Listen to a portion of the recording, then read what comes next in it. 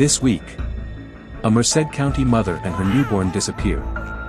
Hours later, a burning body is discovered. Could this be the missing woman? And if so, where's the baby? Next.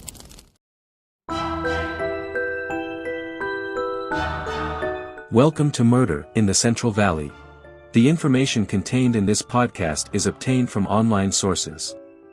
All people reported on here are innocent until proven guilty.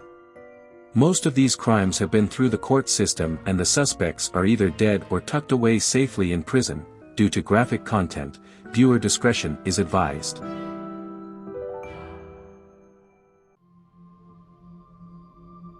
This week we are in Planada, about an hour north of Fresno. The date is December 2nd, 2010. This morning 26-year-old Ana Lila Diaz de Ceja is getting her son Luis Jr. ready for her mother-in-law to pick him up to walk to the bus stop. Luis Sr. has already gone to work. He and Ana were migrant farm workers. The two just had their second child, Anthony, 2 months ago. With this new child, they decided Ana would be a stay-at-home mother.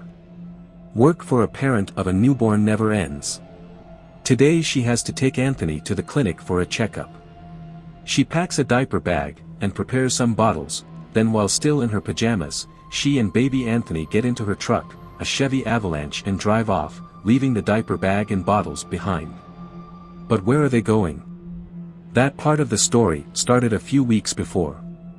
Enter Maria Robles. Maria and Ana knew each other. They used to live in the same housing camp years ago. One day Ana was at the clinic with her newborn and saw Maria. Robles immediately fell in love with Anthony. She hatched a plan to make him hers. Meet Jesus Castillo. One day Castillo was at a park in South Merced and an old brown Crown Victoria came rolling up. The person driving the car whistled at him. He approached and saw the solo occupant of the car. It was a woman he had never met.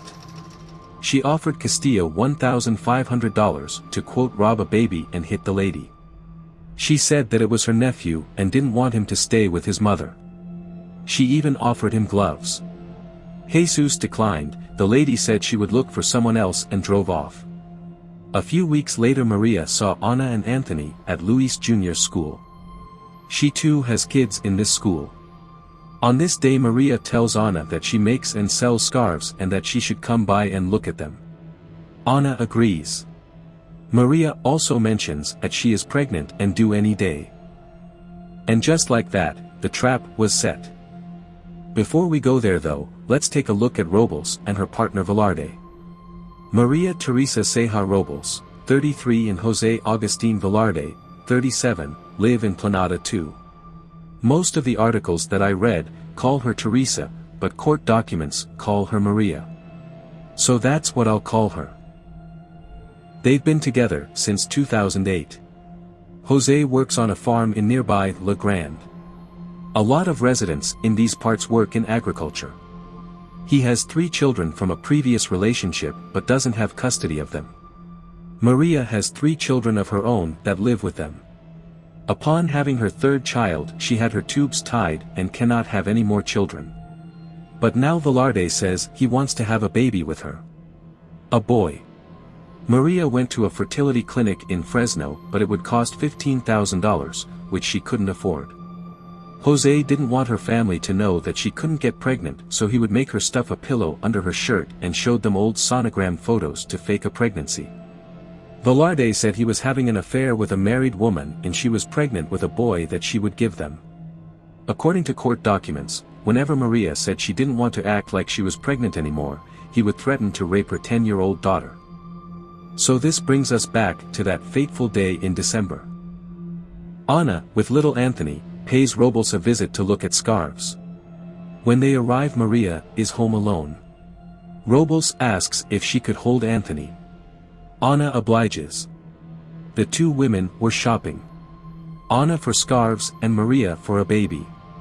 And soon what Ana had would be hers.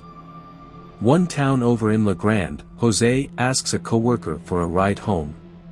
It's about 9 a.m. and he says he has a dentist appointment and that Maria had family over so she couldn't pick him up. When he gets home, he sees Anna and Maria talking. Maria is holding little Anthony. Velarde gets behind Anna and starts strangling her. Her body goes limp. Anna is dead. Now Maria and Jose have a long day ahead of them. Discarding a body, ditching Anna's vehicle, and getting supplies for the new baby. A parent's work is never done. They load Anna's body into Maria's car and the two headed for a pre-planned area, Zeff's Orchard, in Snelling off of Highway 59. Jose takes Anna's truck to go get a gallon of gas. Robles arrives near the location and pulls over on the side of the road to wait for Jose. A local farm worker sees a brown Crown Victoria with a woman sitting in it and thinks she's having car problems, so he pulls over and asks her if she needs help. She seemed real nervous and said she was waiting for her husband. The man could see a baby carrier on the seat all covered with blankets. So he moves on, not suspecting a thing. Jose pulls up next to Maria in Anna's truck and the two drive off to take care of business. Jose takes de Ceja's body deep into an almond orchard where nobody would ever find her. Or so he thinks. Then dumped gasoline all over her and lit her up. They take de Ceja's truck and leave it at another location in the same orchard, and both leave in the car headed back down Highway 59. Having a fire on a farm is not an unusual occurrence. So when workers in the area saw black smoke billowing from the orchard, hardly anyone even noticed. About 4 hours later, as farm workers got closer to the source of the fire, they noticed that this didn't smell like a normal ag burn. They could smell burning flesh. One of the workers walked over and could see right away it was human remains. The sheriff was called and they quickly taped the area off and the investigation started. All this, while nobody even knew Anna was missing. Luis Sr. is at work and Luis Jr. at school. Right now the father still has a wife and his son still has a mom. Or so they think. This would be the last remaining bit of normal life for the family. The de Ceja family were tight-knit, and they looked after each other. Anna's mother-in-law saw that she hadn't made it home from Anthony's doctor's appointment yet, so she went to the bus stop and found little Luis Jr. waiting for his mother. The first clue that something was wrong. Her not being somewhere on time was a tell. A few hours later, the California Highway Patrol get a call of a vehicle on fire outside of Atwater. It was the Robles Crown Vic. About an hour later, CCTV catches Maria and Jose at the Merced Walmart. They pick up a bunch of supplies like diapers, formula, baby clothes, an infant seat, etc. They used Robles' EBT card to pay.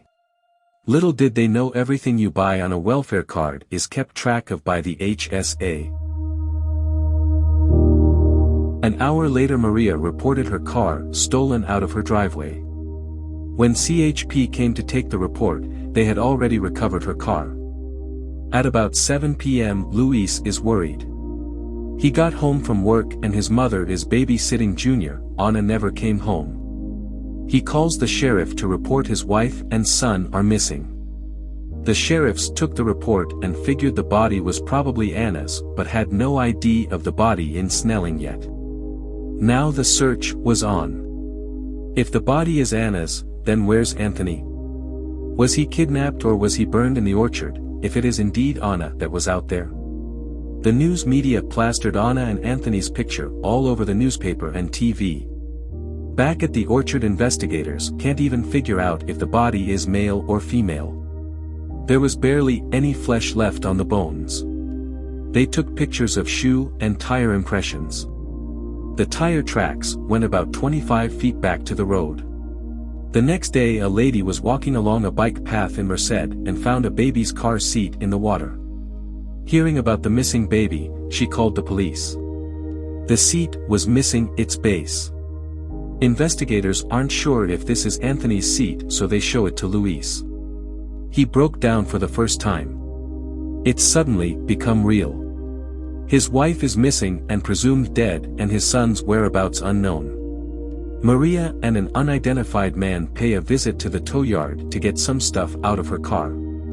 Remember, the car had only been reported stolen and burned, as far as anyone knows, so it wasn't booked into evidence. They looked around in the trunk for a few minutes, then left. Back at Zeph's orchard in Snelling, farm workers find a blue Chevy Avalanche. The sheriffs were called. This was Anna's truck. It was located a few miles from Anna's body. When investigators searched the truck, they found the base for the child seat and it matched the seat found by the woman in Merced. The tire tracks leaving the truck looked like they matched the ones leaving the scene where the body was. Dental records positively identify Anna as the body burning in the orchard. 5 days later the intense search continued for baby Anthony. The media was relentlessly covering the story. Anthony's picture was everywhere. Robles and Velarde realized they're in over their heads. There's no way this child can blend into their family without being noticed. Early on December 7th they placed the naked baby in a pillowcase on the front porch of a random home in La Grande and fled.